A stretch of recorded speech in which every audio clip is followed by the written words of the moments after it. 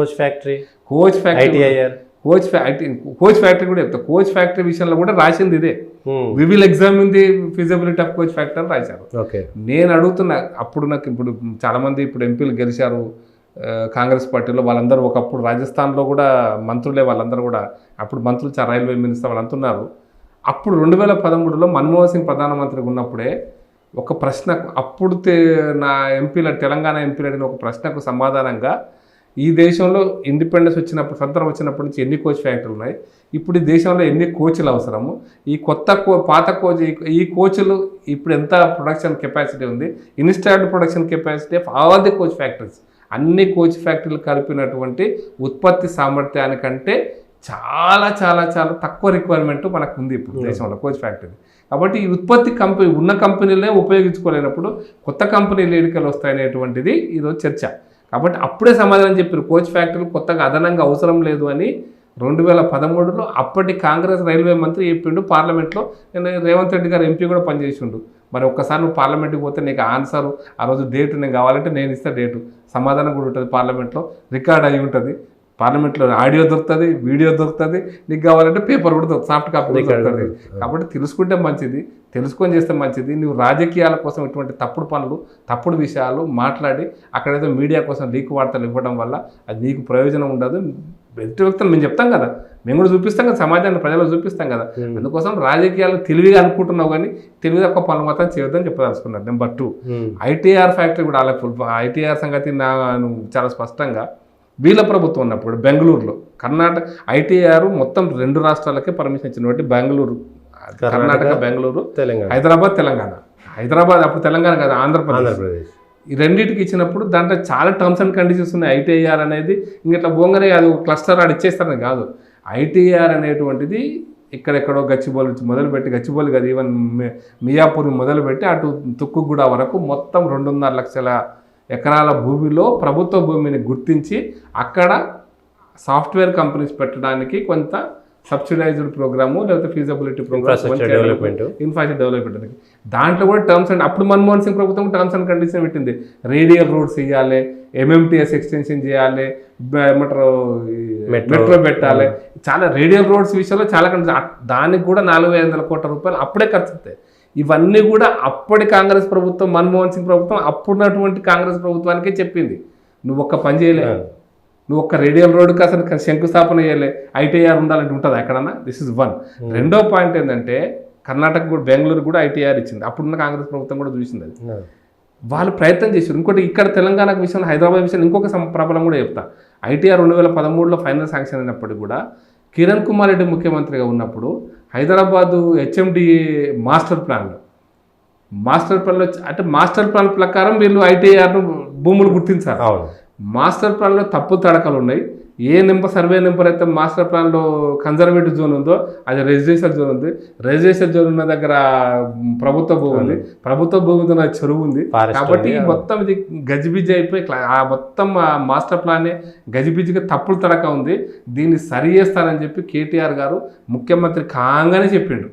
సరి చేయడానికి 10 ఏళ్ళు గడిచిపోయింది, ఆయన సరి చేయలేదు, ఏం చేయలేదు. ఆ మాస్టర్ ప్లాన్ పడిపోయింది. ఎందుకు అంటే అది ఒక ఏమంటారు బాతుగుడ్డు. అంటే మాస్టర్ ప్లాన్ పేరు మీద కేసీఆర్ గారు 5,200 ఫైల్స్ క్లియర్ చేసిండు. బంగారు బాతుగుడ్డు లాగా. ఎందుకు క్లియర్ చేసిండంటే అది కన్జర్వేటివ్ జోన్ ఉంది కాబట్టి అదే ల్యాండ్లో లేఅవుట్ చేయాలంటే నాకు లంచం ఎక్కువ కావాలి, లంచం ఎక్కువ అయితే కన్జర్వేటివ్ జోన్ కూడా రెసిడెన్షియల్ జోన్ అయిపోయింది, ఇచ్చేసారు. అన్నీ అయిపోయింది. అట్లా బంగారు బాతుగుడ్డు ఎందుకు చంపుకుంటారు? ఎందుకు మాస్టర్ ప్లాన్ కొత్తగా మళ్ళీ రెక్టిఫై చేస్తాడు?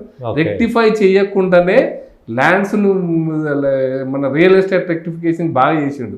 అది ఎందుకోసం బంగారు బాతుగుడ్డు కాబట్టి. అందుకోసమనే కేటీఆర్ చేసిన తప్పుతోటి ఐటీఆర్ జరిగింది. ఇది దాని వెనకాల పూర్వరంగం ఇది. కేంద్ర ప్రభుత్వం కర్ణాటకలో కూడా ప్రయత్నం చేస్తే కర్ణాటక వాళ్ళకి 2 సంవత్సరాల సమయం ఇచ్చింది రేడియల్ రోడ్లు ఇవ్వడానికి, సేమ్ కండిషన్స్. వాళ్ళు 4 సంవత్సరాలు కష్టపడితే అప్పుడు బీజేపీ ఉన్నా అంతకుముందు కాంగ్రెస్ ఉన్నా ఎంత కష్టపడ్డా 4,000 ఎకరాల కంటే ఎక్కువ మొబిలైజ్ చేయలేకపోయినందుకు గవర్నమెంట్ ఆఫ్ ఇండియా 2017లో ఈ ఐటీఆర్ ప్రాజెక్ట్ అనేది ఇట్లా ఫీజిబుల్ కాదు, ఈ కొత్త పాలసీ తీసుకురావని చెప్పి ఐటీఆర్ క్లోజ్ చేసి క్లస్టర్స్ రూపంలో policy decision government of India policy decision అంటే 2017లో క్లోజ్ అయ్యే దేశంలో ఎక్కడా లేదు. అదే సందర్భంగా విశాఖపట్నం అడిగింది, అదే సందర్భంగా భువనేశ్వర్ అడిగింది. నవీన్ పట్నాయక్ గారు కూడా ప్రధానమంత్రిని స్వయంగా కలిసి మీరు బెంగళూరు తరహాలో, హైదరాబాద్ తరహాలో మాకు కూడా భువనేశ్వర్లో వెనకబడ్డటువంటి రాష్ట్రం ఒరిస్సా, మాకు కూడా ఐటీఆర్ ఇవ్వండి, సముద్రానికి దగ్గర ఉంటుంది, అన్ని రకాలుగా మాకు కమ్యూనికేషన్ డెవలప్ చేస్తాం, అంటే ఎయిర్ కనెక్టివిటీ కానీ ట్రైన్ కనెక్టివిటీ డెవలప్ చేస్తాం, మాకు ఇవ్వండి అని రిక్వెస్ట్ పెడితే దాన్ని కూడా ఫీజిబిలిటీ స్టడీ చేసింది. అప్పుడు చంద్రబాబు నాయుడు గారు విశాఖపట్నం ఐటీఆర్ కోసం కూడా అడిగితే దాన్ని కూడా ఫీజిబిలిటీ స్టడీ చేసింది. స్టడీ చేసిన తర్వాత కర్ణాటక ఎగ్జాంపుల్ తీసుకొని మొత్తం బెంగళూరుని తీసుకొని దేశమంతా పరిశీలించి ఇంకా ఇది ఐటీఆర్ ఈ రూపంలో చేస్తే సాఫ్ట్వేర్ రంగం మనకు రాదు కాబట్టి క్లస్టర్స్ రూపంలో ఏ క్లస్టర్కి వస్తారు 2000 ఎకరాలు కావచ్చు, 3000 ఎకరాలు కావచ్చు, ఈ మాస్టర్ ప్లాన్ పక్కన పెట్టేసి క్లస్టర్స్ రూపంలో డెవలప్ చేయండి, వాటికి ఇచ్చేటువంటి బెనిఫిట్స్ వాటికి ఇస్తామని కేంద్ర ప్రభుత్వం చెప్పింది. ఓకే, అంటే ఎక్కడ అవైలబిలిటీ ఉంటే అక్కడ దాన్ని మొత్తం 2.5 లక్షల ఇష్యూ పక్కన పెడితే 2000 ఎకరాలు ఒక కంపెనీ వస్తుంది పెట్టుకుంటుంది, 2000 ఎకరాలు ఇంకో కంపెనీ వస్తే పెట్టుకుంటుంది, వేటికి వాటి ఫీజిబిలిటీ ఉంటుంది. అది మోర్ ఫీజిబుల్, మోర్ వయబులా, ఇది మోర్ వయబులా, ఇది అర్థం కాదా? అంటే ఎవరిని పిచ్చోళ్ళని చేస్తున్నారు రాష్ట్రంలో. ఇది ముగిసిన అధ్యాయం. కాంగ్రెస్ పార్టీ కూడా తెలుసు ఐటీఆర్ ఇది అసాధ్యమైన విషయం తెలుసు, కానీ రాజకీయ ఎత్తుగడ కోసం బీజేపీ పార్టీని మీద బట్టగాల్సి మీదేసి, లేదా ఇప్పుడు రంగం తయారు చేసుకుని నేను తిట్టడం కోసం పనికొచ్చే అంశాలు, నేను అడిగినా ఇయ్యలేదు, నేను కోచ్ ఫ్యాక్టరీ అడిగినా ఇయ్యలేదు, ఇది అడిగినా ఇయ్యలేదు, అది అడిగినా ఇయ్యలేదు చెప్పడం కోసం చేసేటువంటి డ్రామా ఇది. రెండో పాయింట్, కోచ్ ఫ్యాక్టరీకి వచ్చినప్పుడు మర్చిపోయిన విషయం చెప్తుంటే, అక్కడ ఆల్రెడీ కోచ్ ఫ్యాక్టరీ స్థానంలో తెలంగాణ ప్రజలకు ఇచ్చిన వాగ్దానం మేరకు కేంద్ర ప్రభుత్వము రైల్ మ్యానుఫ్యాక్చరింగ్ యూనిట్, ముందు అసలు వ్యాగన్ మ్యానుఫ్యాక్చరింగ్ యూనిట్ పెడదాం అనుకుంది. వ్యాగన్స్ రిక్వైర్మెంట్ కూడా అడ్వాన్స్డ్ టెక్నాలజీ కావాలి కాబట్టి దాన్ని రైల్ మ్యానుఫ్యాక్చరింగ్ యూనిట్గా యాన్సిలరీ మ్యానుఫ్యాక్చరింగ్ యూనిట్గా పెట్టేసింది. దానికోసం 350 కోట్లు ఇచ్చింది, 340 కోట్లు సుమారుగా ఇచ్చిన తర్వాత ల్యాండ్ ప్రాబ్లమ్స్ ఉండే, కొంత ఎండోమెంట్స్ ల్యాండ్ ఉండే, కొంత ఈ పంచాయతీలు అన్నీ రెక్టిఫికేషన్ చేసి ఇప్పుడు రైల్ మ్యానుఫ్యాక్చరింగ్ సంబంధించినటువంటి శంకుస్థాపన జరిగింది. ఆడ దాని ఫ్యాక్టరీ పరిశ్రమ స్టార్ట్ కావడం కోసం కావాల్సిన ప్లాంట్ అండ్ మిషన్ డెవలప్ చేస్తున్నారు, తొందరలో అయిపోతుంది. రైల్ మ్యానుఫ్యాక్చరింగ్ కోచ్ ఫ్యాక్టరీలో ఒక చిన్న అర్థం చేసుకున్న సమస్య ఏంటంటే, టెక్నాలజీ పెరుగుతున్నప్పుడు ఇప్పుడు మనం వందే భారత్ ట్రైన్స్ ఇచ్చినాం, వందే భారత్ ట్రైన్ ఏవైతే కోచెస్ తయారవుతున్నాయో ఇవి ఇంటర్నేషనల్ టెక్నాలజీ స్థాయిలో ఉన్నాయి. ఉన్నప్పుడు దానికి టెక్నాలజీని మనం అడాప్ట్ చేసుకోవాలి, టెక్నాలజీని మనం తెచ్చుకోవాలి విదేశాల నుంచి అనుకున్నప్పుడు మనం మ్యానుఫ్యాక్చరింగ్ చేయడం కోసం వాళ్ళతో టైఅప్స్ కావాలి. ఈ టైఅప్స్ కావడం కోసం ప్రైవేట్ సెక్టర్లో అంటే కేటీఆర్ గారు కూడా చాలాసార్లు మాట్లాడారు, రేవంత్ రెడ్డి గారు కూడా తెలిసిన విషయం, తెలియని విషయం కాదు.